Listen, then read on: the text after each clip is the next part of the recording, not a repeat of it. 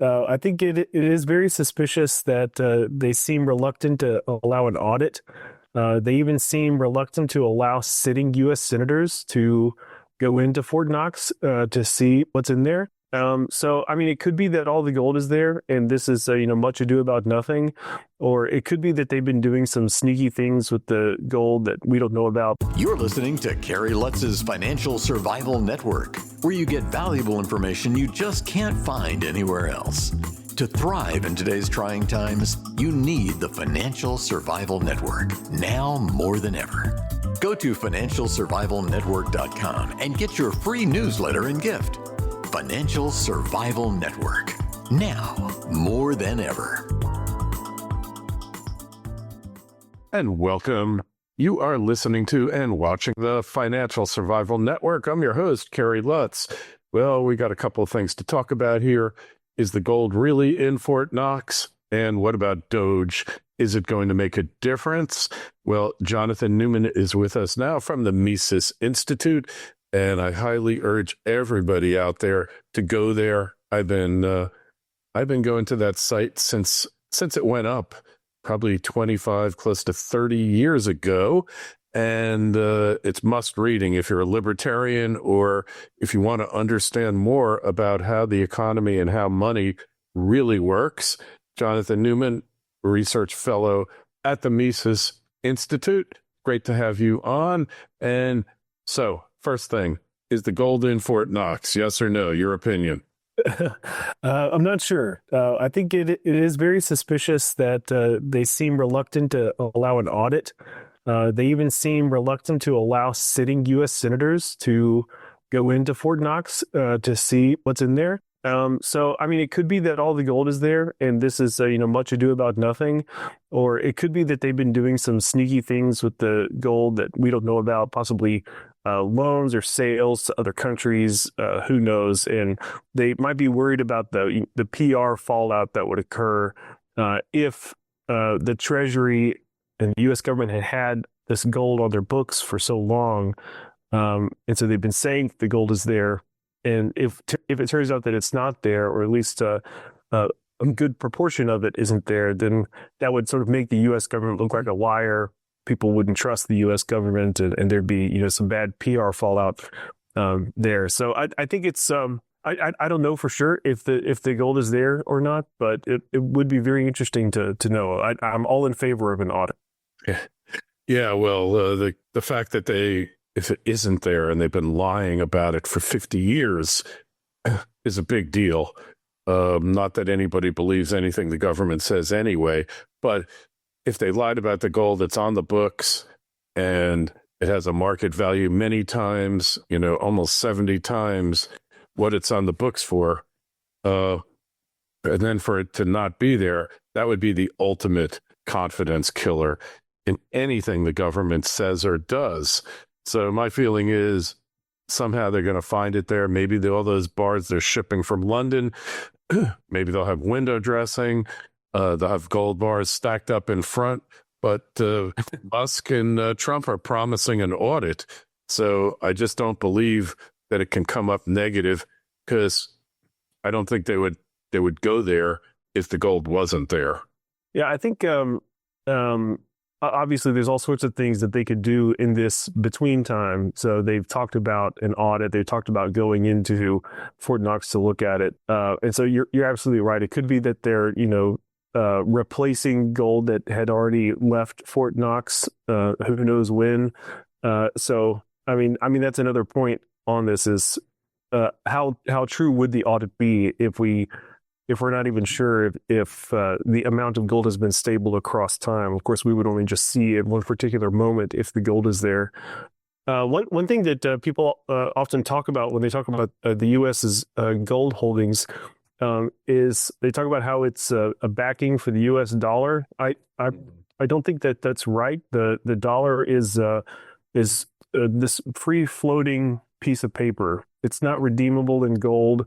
Not even U.S. commercial banks can bring dollars to the Treasury or to the Federal Reserve and redeem it in gold. Foreign central banks can't do that. Foreign governments can't do that. Of course, all of that ended or technically was suspended in 1971 by Richard Nixon. So we talked about this a little bit before we started recording.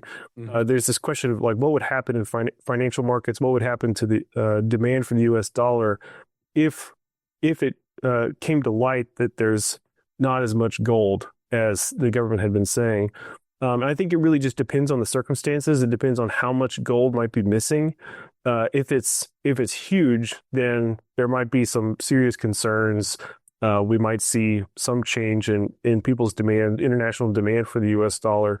But if it's something smaller, or if the U.S. government is able to, hand wave it away, this transaction happened on this date, and here's why, then I don't really see how this would severely diminish demand for the U.S. dollar simply because the dollar isn't redeemable in gold anymore. Yeah, of course, you might have a different opinion.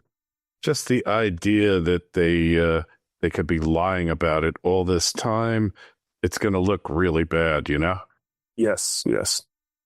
So we will see, I guess. The proof of the pudding, right? Yeah. So could you imagine, though? It'll be a big stink if it isn't there, because it's just saying something that they know isn't true for all these years, and then being exposed. That could be a real problem.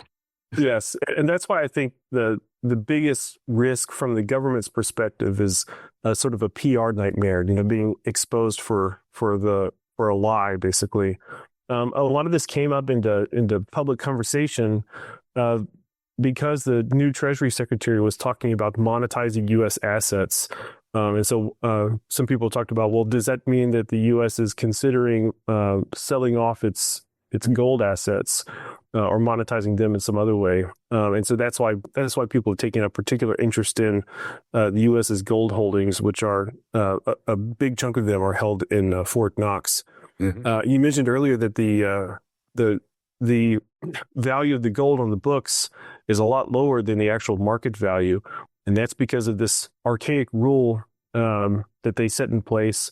The Treasury took the gold from the central bank, from the Federal Reserve. In exchange, they gave the Fed gold certificates, and those gold certificates are the ratio of the gold certificates to the amounts of gold was based on, I think, $42.22 per ounce.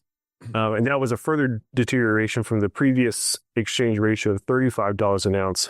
And even before that, the dollar exchange ratio was even lower. So there were, over the 20th century, there was this repeated devaluation of the U.S. dollar in reference to gold. And of course, that was because the U.S. had been spending so much. They had been printing so much money. And in order for them to not have all of the gold flee under the Bretton Woods agreement, they had to do these revaluations. And eventually, as I mentioned before, Nixon finally closed the gold window.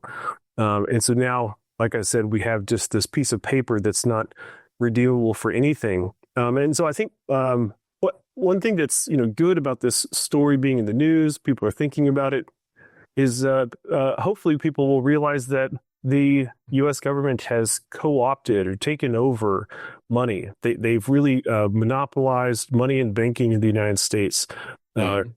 So here at the Mises Institute, we teach and promote Austrian economics.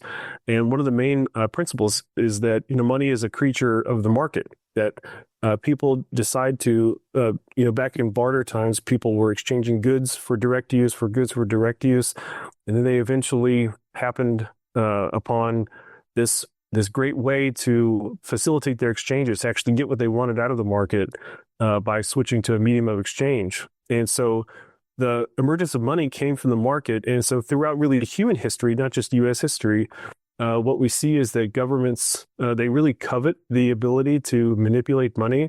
They want the ability to inflate. They want the ability to print up as much money as they want to, because it allows them to expropriate resources from the private market economy.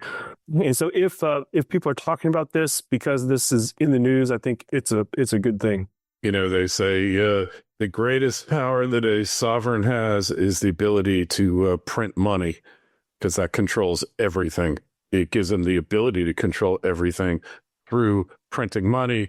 Rothbard often discussed competing currencies, the ability to get the government out of it. And in effect, that's what we had. Like, you always think back to the Wild West, where they got all the gold in the vault, but nobody wants to carry it around. So they pass out warehouse receipts effectively, which becomes a negotiable currency, all of that. So what do you think the idea of letting cryptocurrencies battle it out against the US dollar? Oh, I think that would be good. I mean, really anything that removes government involvement in money and banking, or anything that poses a threat to that is a good thing. If I had my way and I just deleted the Federal Reserve and deleted government involvement in money and banking overnight, I have no idea what would happen in terms of like what money people would settle on. Would they go back to gold? Would they go to silver? Would they go to cryptocurrencies? That's my answer to all of those sorts of questions, is just let the market decide. Let the market decide what they think is the best medium of exchange for them to conduct their business.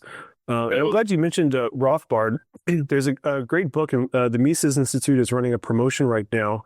And so your viewers might be interested in going to Mises.org/mymoney. And if you go there, then you can get a free copy of Rothbard's book, What Has Government Done to Our Money?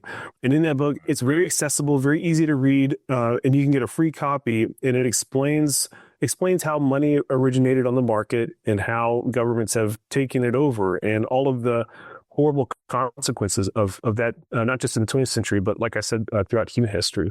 So once again, that link is Mises.org, Mises.org/mymoney. All right. Excellent. And so the idea of letting the cryptos battle it out against the US dollar, getting the government out of the money printing business, is going to take a disaster for that to happen. Let's face it.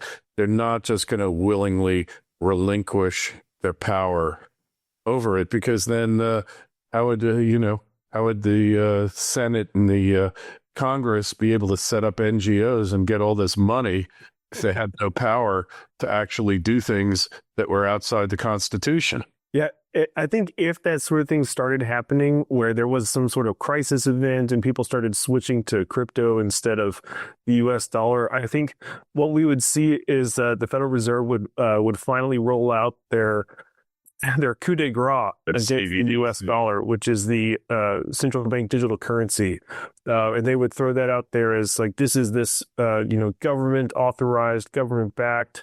It's the same thing as the U.S. dollar, but it's also crypto. Yes. But I think, we should reject that. We should oppose that with every fiber of our being, because, that would truly be the death of sound money.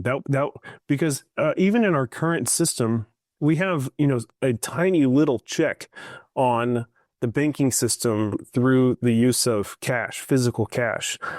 So if everybody decided to run out and get, cash out of their checking accounts, then, that would bring the banking system to its knees, obviously. And so that's just, one way that the population has this sort of check. But if we go to a cashless system with CBDCs, where you can't even withdraw it, you can't pull it out of the banking system, then, we've lost all semblance of monetary freedom. Yeah, I have a good point. Basically the way things are now, though, bank runs are pretty much impossible because, basically, you could go pull your money out of one bank that you think's in trouble, but all they're going to do is give you a check. You're not going to get currency, right?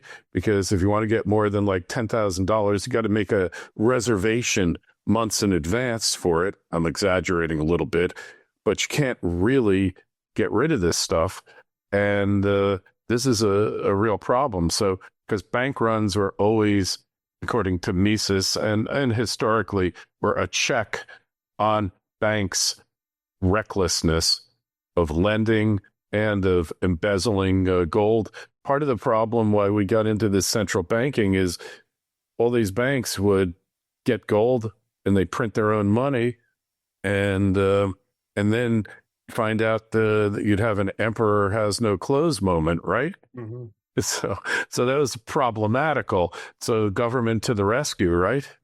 Yeah, yeah. I mean, that's the story that they like to tell, which is that really what happened with fractional reserve banking, which is this topic that we're discussing. People didn't like it. People didn't like the instability, the inherent instability of it. And so one way that the government realized that they could get a win-win situation, of course, it's win for the government and win for the banking system, is by cartelizing the banking system. And of course, that cartel is just the central bank. So now the central bank is in charge of regulating the banking system. They're the ones who set minimum reserve requirements, which, by the way, they've been pushed down to zero these days. They've replaced it with other monetary manipulation measures like paying interest on reserves. And so really the evolution of the banking system, it's the problems with it aren't because it's like this free market. The problem with the fractional reserve banking is not like, there's all these, greedy bankers who are, fleecing the American public. What happened was that the government monopolized it. And so now we've just institutionalized all of those inherent problems with fractional reserve banking.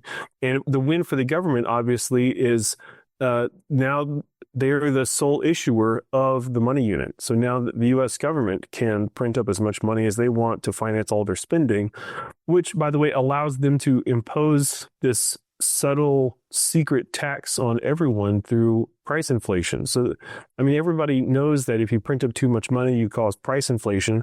Well, what many people don't really realize is that's actually a tax. That's a way for the government to spend money that they haven't collected in taxes. And then, they sell the debt to primary dealers. Those primary dealers sell it to the Fed, and the Fed purchases the debt with newly printed money.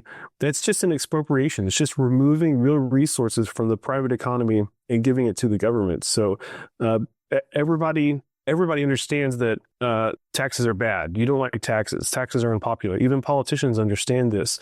And that's why they really covet and they really love the ability to print money. It's because they're allowed to increase the size and scope of government without the necessary prerequisite of raising taxes.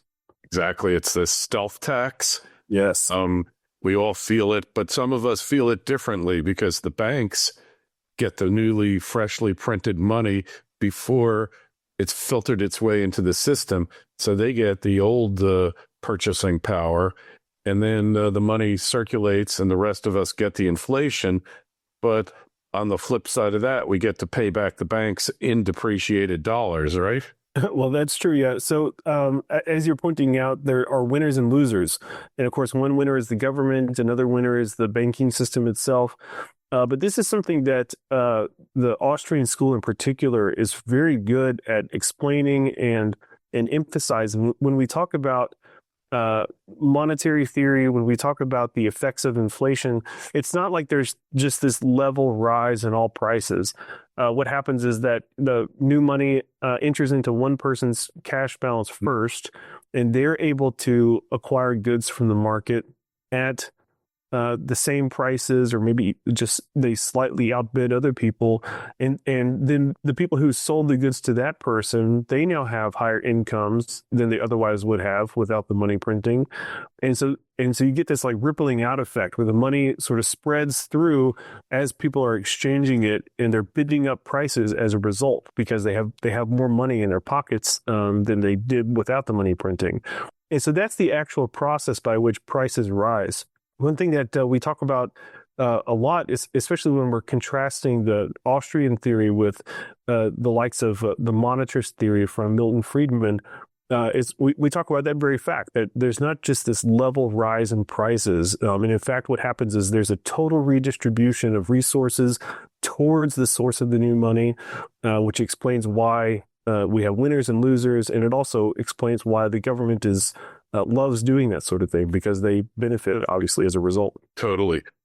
And so finally, and one other thing I wanted to mention is Trump says, I'm going to bring down prices by bringing down the cost of energy. And it's putting the cart before the horse, because the cost of energy is higher. It's high because of inflation. Inflation isn't caused by the high price of energy. The high price of energy is caused by inflation, by increase in the money supply, right? Yeah, you're exactly right. And this is something that it's been a really terrible phenomenon, especially over the course of the 20th century. There was this change in the definition of inflation, where people started to define or talk about inflation just like it's a level rise in prices. And in fact, even more recently, people use the term inflation to describe any sort of rise in price. But of course, the original definition and the one that accords with economic theory and monetary theory is the one that says inflation is an increase in the money supply. But because of the change in the definition of inflation, you get people making errors like the one you just described, where they say that the cause of price inflation is an increase in the price of some other good, like energy. Right. But that doesn't make any sense, because then you're saying the cause of a rise in prices is the rise in prices, but that doesn't make any sense at all. And in fact, there's nothing that could cause a general rise in prices except for an increase in the money supply. Yeah, totally. So it's a misconception, and people don't really get it. Hey, finally, DOGE. What's your take on DOGE? Is this like a noble effort, or is it doomed to failure? Oh, I don't know if it's a noble effort or not. I'd have to look inside the minds of the people who are running it, but I'm cheering it on. I think it's wonderful. It's a sorely needed restructuring, sorely needed bit of chaos in Washington D.C. It's nice that they're finally getting a taste of their own medicine in terms of the destruction and chaos that they've unleashed on the rest of the economy.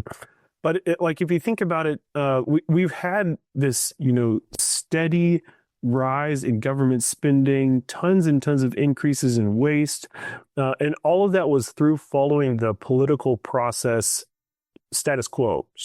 Just keep going on as normal. And of course, there's a big spike up during crisis periods, but the overarching trend is for government spending to keep increasing. And of course, you get all these new agencies, you get all these new programs, grants for all sorts of things. And so the fact that, DOGE is in there calling out all of these obviously wasteful programs, all of these obviously wasteful and nonsensical uses of taxpayer money, I think is great. I think it's great for, in a PR sense, people are actually questioning the allocation of spending by the U.S. government. I think it's great in a practical sort of sense, because we would not have been able to achieve these decreases in spending without sort of the hammer that Elon Musk represents. And so it's great. My only criticism of it is that it's not going far enough. I would like to see whole departments, whole agencies, totally eliminated. And hopefully that's on the horizon, but, I'm cheering on.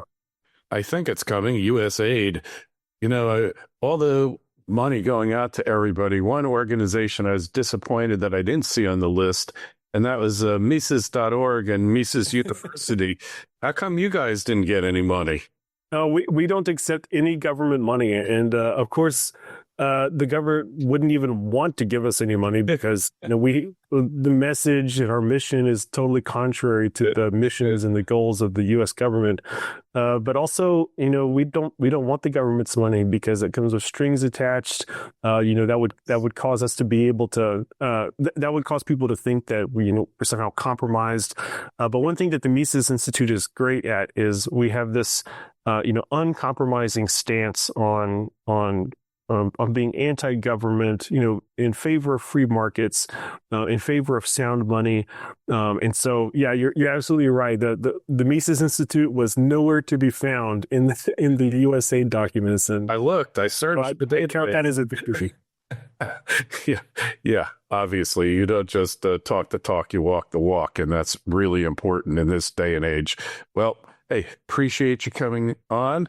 And everyone from Mises is always welcome on this show, because these ideas have just kind of been locked away. I found them.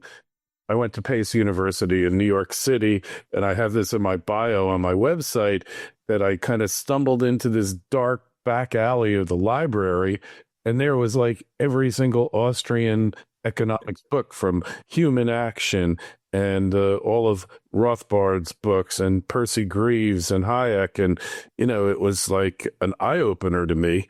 And interestingly enough, the person that really got me into it all was Milton Friedman from his epic work, Free to Choose book, and the series on PBS. Interestingly enough, I wonder if PBS would ever broadcast that show in this day and age.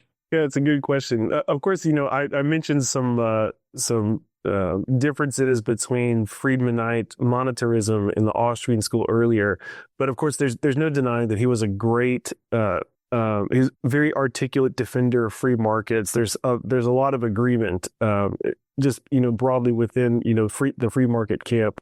So yeah, that's great that you were able to find that treasure trove of books from Mises and Rothbard and Percy Greaves. Yep. And I read Human Action, and it'd probably be easier to read it in this day and age because you have an online dictionary. You can just pop up all these words that you will not understand, and I have pretty good vocabulary. But things like praxeology, I had no idea what the heck that meant.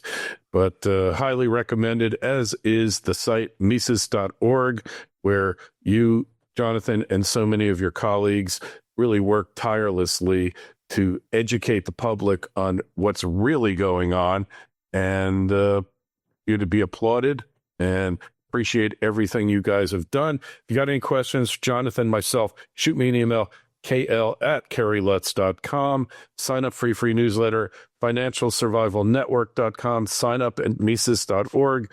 They send out daily missives. You can get on multiple mailing list, podcasts, etc. Highly, highly recommended if you care about figuring out what's really going on here, not what the politicians are saying. Jonathan, be well. Thanks for coming on. Thanks for having me. Thanks for listening to Kerry Lutz's Financial Survival Network, your solution to today's trying times. For the latest, go to financialsurvivalnetwork.com. Financial Survival Network, now more than ever.